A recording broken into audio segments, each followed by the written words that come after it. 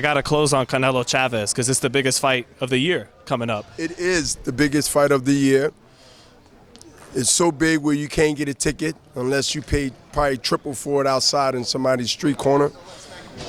But nevertheless, this is a fight amongst Mexican pride, who become now the spokesman in boxing and who they follow, like Chavez Sr.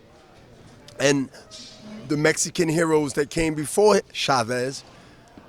This is big stake. This is not just a match of two Mexican fighters.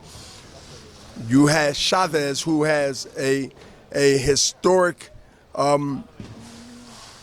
challenge to fill the shoes that I don't believe will ever be filled when it comes to representing your culture the way Chavez Sr. did in boxing. Not even by Alvarez?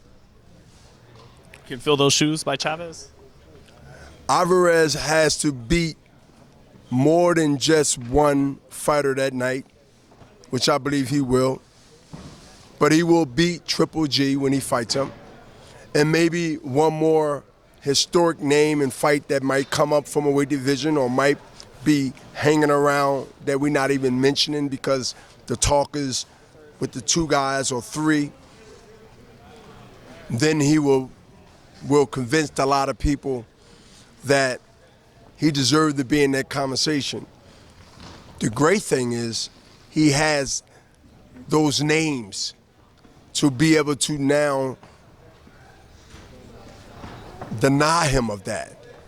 You can line him up. And so when you have real live, not even opponents, fighters that can derail that historic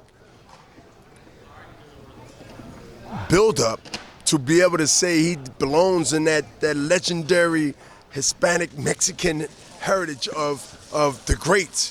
That's a big deal.